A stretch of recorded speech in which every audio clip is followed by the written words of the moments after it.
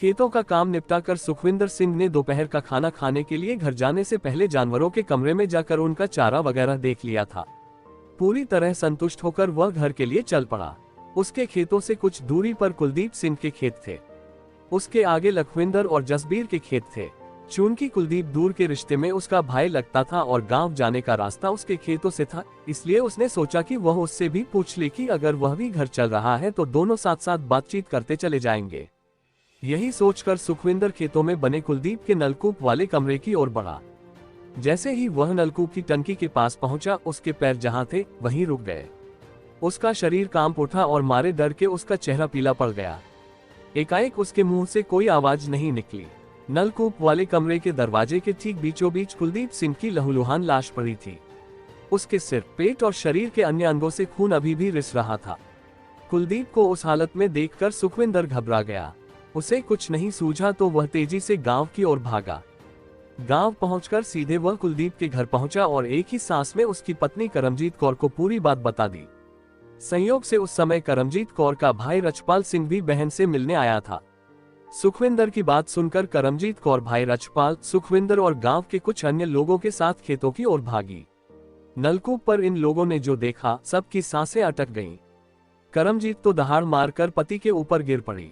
कुछ लोगों ने कुलदीप की नाड़ी देखी तो पता चला कि वह मर चुका है। तुरंत इस बात की जानकारी पुलिस को दी गई। ये घटना 9 सितंबर 2015 की है। हत्या की सूचना मिलते ही थाना सुल्तानपुर के थाना प्रभारी inspector Harpreet Singh, SI Jaspreet Singh, ASI Lakhwinder Singh, head constable Jaswinder Singh, Watan Singh, Sukhdev Singh और कमलजीत सिंह के साथ गांव माछीचोआ पहुंच गए। अब तक वहां लगभग पूरा गांव जमा हो चुका था। हत्या की सूचना मिलने के तुरंत बाद हरप्रीत सिंह ने घटना की सूचना एसपी डी जगजीत सिंह सरवा के साथ साथ क्राइम टीम को भी दे दी थी। इसलिए उनके घटनास्थल पर पहुंचते पहुंचते क्राइम टीम भी पहुंच गई थी। हरप्रीत सिंह ने लाश का गहराई से निरीक्षण किया तो मृतक के सिर और पेट पर चोटों के गंभीर निशान नजर आए। शायद वे किसी तेजधार हथियार से किए गए थे। यही गंभीर चोटें मौत का कारण बनी थी। उन्होंने आसपास का भी निरीक्षण किया कि शायद कोई ऐसी चीज मिल जाए जिसकी मदद से जांच आगे बढ़ सके। बहरहाल क्राइम टीम को जो सबूत मिले उन्हें कब्जे में ले लिए तो हरप्रीत सिंह ने अन्य औपचारिक कार्रवाई निपटाकर लाश को पोस्टमार्टम के लिए सरकारी अस्पताल भिजवा दिया। इसके बाद थाना लौटकर उन्होंने मृतक की पत्नी करमजीत कौर की ओर से कुलदीप सिंह की हत्या का मुकदमा अज्ञात लोगों के खिलाफ दर्ज कर दिया। इसके बाद इस अंधे कत्ल के खुलासे के लिए एसएसपी राजेंद्र सिंह ने सीआईए स्टाफ की एक टीम गठित कर दी। काफी प्रयास के बाद भी पता नहीं चला कि कुलदीप की हत्या किसने और क्यों की थी। पहले पुलिस ने इस हत्या को अवैध संबंधों से जोड़कर देखा और अपने कुछ मुखबिरों को करमजीत कौर पर नजर रखने के लिए लगा दिया। मृतक कुलदीप की भी कुंडली खंगाली गई। पुलिस को संदेह था कि अवैध संबंधों में रोड़ा बनने की वजह से करमजीत कौर ने ही पति को मरवा दिया होगा। इस बात पर भी गौर किया जा रहा था कि कहीं कुलदीप के ही किसी से नाजायज संबंध न रहे हों और उसके घर वालों ने कुलदीप को रास्ते से हटा दिया हो। थाना सुल्तानपुर लोधी पंजाब के जिला कपूरथला के अंतर्गत आता है। इसी थाने का एक गांव है माछोछिया, जिसमें सरदार समुद्र सिंह परिवार के साथ रहते थे। उनके पास काफी उपजाऊ जमीन थी। गांव में पक्का मकान था। खेतों से इतनी पैदावार हो जाती थी कि साल का खर्च निकालने के बाद भी उनके पास काफी कुछ बच जाता था, जिसमें से गुरु का आदेश वन छक को मानकर काफी पैसा वह गरीबों और जरूरतमंदों को दे देते थे।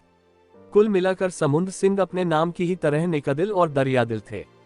उनके परिवार में पत्नी के अलावा 3 बेटे थे। बड़ा कुलदीप सिंह, उससे छोटा अंग्रेज सिंह और सबसे छोटा रणजीत सिंह। रणजीत सिंह थोड़ा मंदबुद्धि था, जबकि अंग्रेज सिंह काफी चालाक और शातिर दिमाग था। वह जिस तरह का दिखाई देता था उस तरह का था नहीं।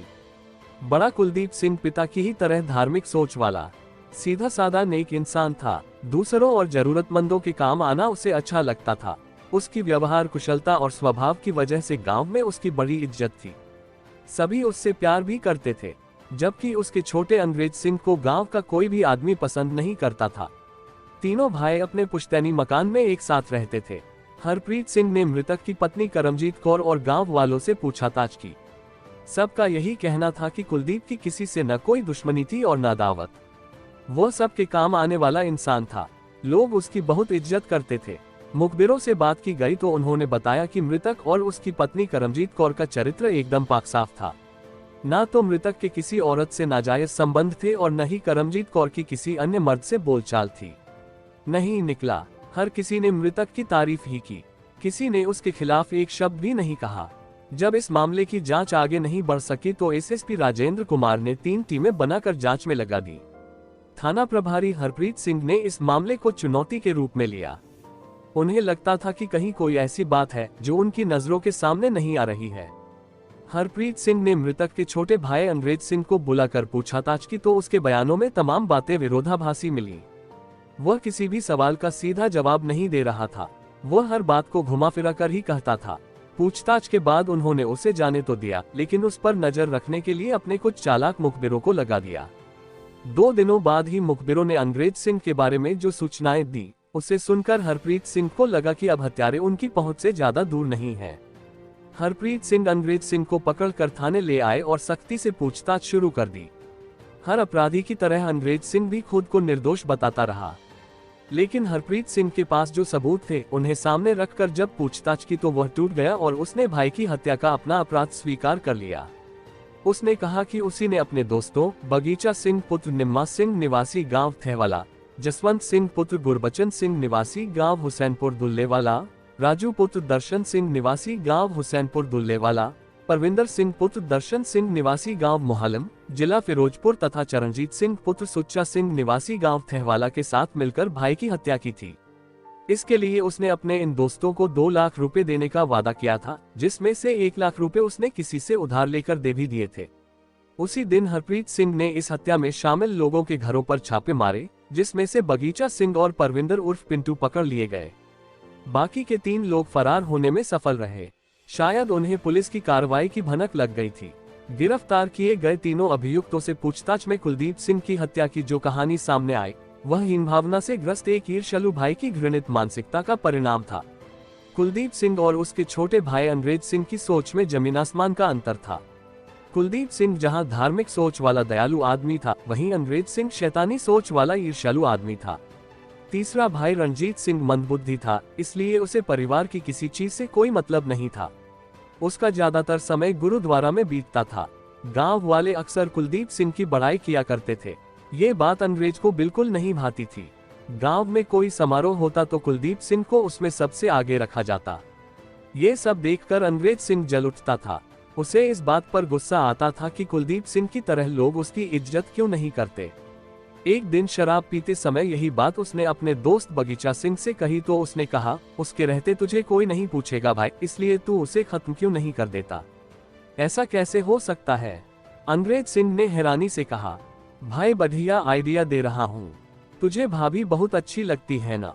कब से तू उसके पीछे पड़ा है, लेकिन वह तुझे हाथ नहीं रखने दे रही है। कुलदीप को मार देगा तो वह तेरी हो जाएगी। इसके अलावा उसकी जमीन भी तेरी हो जाएगी। तेरा छोटा भाई पागल ही है, उसके हिस्से की भी जमीन तुझे ही मिलेगी। इस तरह पूरी प्रॉपर्टी का मालिक तू अकेला हो जाएगा, बगीचा सिंह ने कहा। अंग्रेज सिंह की आंखें हैरानी से फैल गईं। उसने कहा, यार बगीचा, तूने यह बात पहले क्यों नहीं बताई? तूने कितनी सच बात कही है। भाई के न रहने पर भाभी करमजीत कौर न खुद को संभाल पाएगी और न इतनी जमीन को। मजबूरन उसे मेरा सहारा लेना पड़ेगा, फिर तो मेरी चांदी ही चांदी हो जाएगी। ये बात दिमाग में आते ही अंग्रेज सिंह भाई कुलदीप की हत्या की योजना बनाने लगा।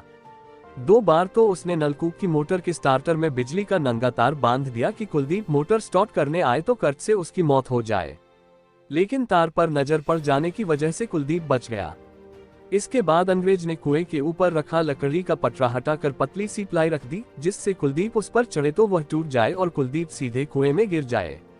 नीचे पंखा लगा था, अगर कुलदीप उस पर गिरता तो मर जाता, लेकिन उस पर भी कुलदीप की नजर पड़ गई। उसने उसे हटाकर मोटा पटरा रख दिया।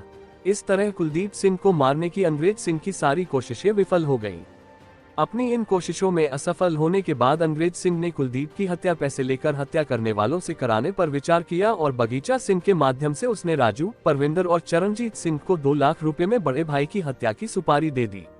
1 लाख रुपए उसने एक आदमी से उधार लेकर एडवांस भी दे दिए। रुपए देने के बाद अंग्रेज सिंह ने 5 को पिस्तौल खरीदने के लिए उत्तर प्रदेश भेजा। ये सभी बरेली, अलीगढ़ आदि शहरों में घूमकर 7 सितंबर को लौट आए। इन्हें कहीं पिस्तौल नहीं मिली। आखिर में तय हुआ कि किसी तेजधार हथियार से कुलदीप सिंह की हत्या कर दी जाए। 9 सितंबर की दोपहर को जब कुलदीप सिंह खेतों का काम निपटा कर मोटर बंद करने के लिए नलकूप के कमरे में गया तो वहां बगीचा सिंह और परविंदर उर्फ पिंटू पहले से बैठे थे। कुलदीप मोटर बंद करने के लिए जैसे ही कमरे में घुसा, दोनों ने एकदम से कुलदीप पर हंसिया और चाकू से हमला कर दिया। अचानक हुए इस हमले से कुलदीप चकरा कर जमीन पर गिर पड़ा और कुछ देर तड़प कर मर गया। कुलदीप सिंह मर गया तो अंग्रेज सिंह बगीचा और परविंदर को अपनी मोटरसाइकिल से सुल्तानपुर लोधी छोड़ आया।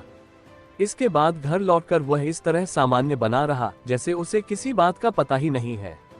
इंस्पेक्टर हरप्रीत सिंह ने मुखबिरों को तो अंग्रेज सिंह के पीछे लगाया ही था, उसी समय उसके फोन की कॉल डिटेल्स भी निकलवा ली थी। इसी कॉल डिटेल्स से पता चला था कि कुलदीप के कत्ल वाले दिन 9 सितंबर को कुलदीप की हत्या से कुछ देर पहले और बाद में अंग्रेज सिंह ने 4-5 लोगों से 60-70 बार बात की थी। उन्हीं 5 नंबरों से ही अंग्रेज सिंह के 5 साथियों का पता चला था। बहरहाल गिरफ्तार अंग्रेज सिंह, बगीचा सिंह और परविंदर का बयान लेने के बाद उन्हें अदालत में पेश करके 2 दिनों के पुलिस रिमांड पर लिया गया। रिमांड के दौरान बगीचा सिंह और परविंदर की निशानदेही पर हत्या में प्रयुक्त हंसिया और चाकू बरामद कर लिया गया। रिमांड खत्म होने पर 15 सितंबर को तीनों अभियुक्तों को पुनः अदालत में पेश किया गया, जहां से उन्हें जिला जेल भेज दिया गया। कथा लिखे जाने तक तीनों अभियुक्त जेल में थे, किसी की जमानत नहीं हुई थी। बाकी बचे तीनों अभियुक्तों की पुलिस तलाश कर रही थी। कथा लिखे जाने तक वे पकड़े नहीं गए थे।